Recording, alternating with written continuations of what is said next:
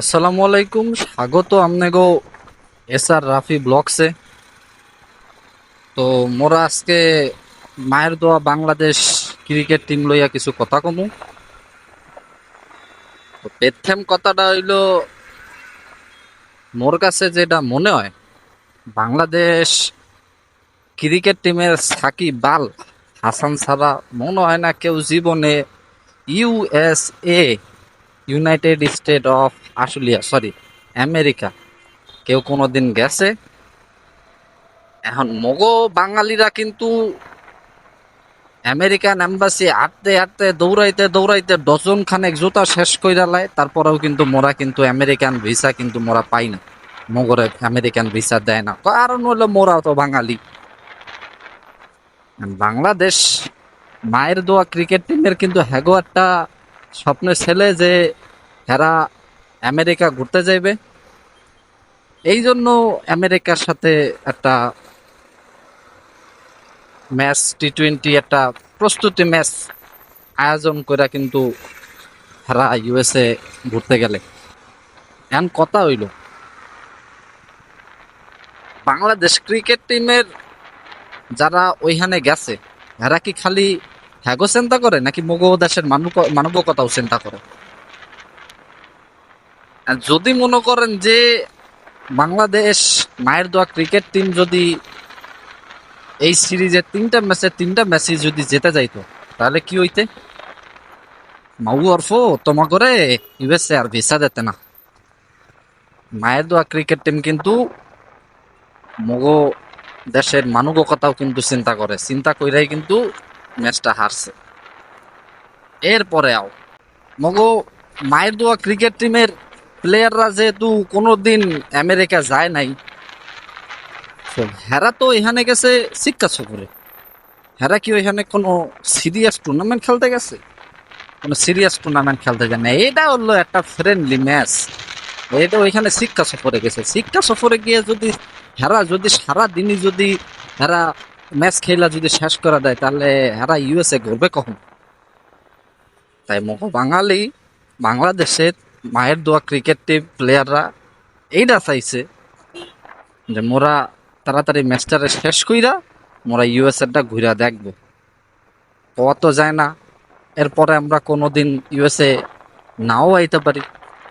সাকিব আল হাসানের কথা হেইয়া তো আলাদা, ওই মাওয়ার ফতো যাবেই। আমরা যদি এই ফ্রেন্ডলি ম্যাচটা যদি জিতে যাই, মগো কোনো দাম আছে? মগো কোনো লাভ হইবে? কোনো লাভ হইবে না, কারণ এইয়া তো আন্তর্জাতিক মানের খেলা না। মোরা এই খেলা জিতে মোরা নিজেদেরকে কি কি প্রমাণ করব? আমাদের কোনো লাভ হইবে? কোনো লাভ হইবে না। তো হুদ্দা মোরা এই খেলাটা জিতা মগো গায়ের এনার্জি আমরা লস করবো কেন? লাস্ট এক কথা কই, মায়ের দোয়া বাংলাদেশ ক্রিকেট টিমটা কিন্তু মগো পাপনদা কিন্তু একটা কথা কইয়া দিছে যে হনো, মগো টার্গেট কিন্তু কখনোই এই ওয়ার্ল্ড কাপ না। মগো টার্গেট হলো নেক্সট ওয়ার্ল্ড কাপ। এই ওয়ার্ল্ড কাপও মগো টার্গেট না। আর মোরা যদি এই ওয়ার্ল্ড কাপ যদি জিততা যাই, এই সিরিজ যদি জিততা যাই, তাহলে পাপনদার কথা তো অমান্য করা হইবে। আর মগো সোনার সানেরা তো পাপনদার কথা অমান্য করবে না, করলেই তো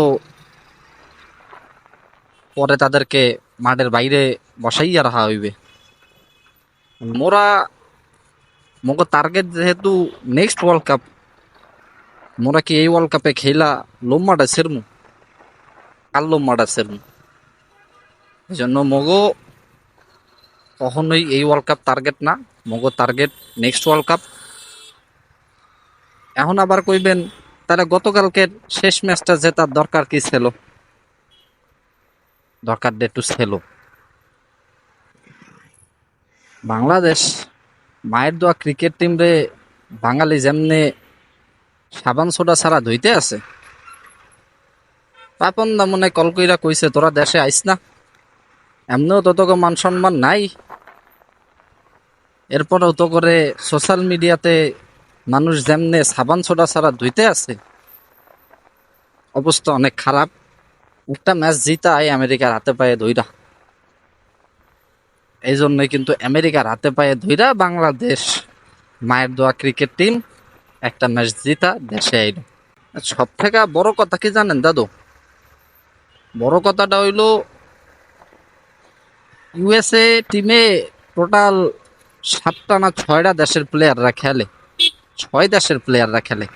আমরা শুধুমাত্র বাংলাদেশের দোয়াটাই কিন্তু মগ মায়ের দোয়া ক্রিকেট টিম কিন্তু পায়, শুধুমাত্র বাংলাদেশের দোয়া। আর ইউএসএ কিন্তু টোটাল 6টা দেশের মায়েগো দোয়া পায়। তো মগজে হ্যাগো দল ভারী না? তো মগজে যেহেতু হ্যাগো দল ভারী, তো হ্যাগো জেতার চান্সটাই তো বেশি। মগো মায়ের দোয়া ক্রিকেট টিমের চান্সটা তো কমই, কারণ মগো তো মানুষ জনসংখ্যা কম, আর হ্যাগো তো জনসংখ্যা বেশি।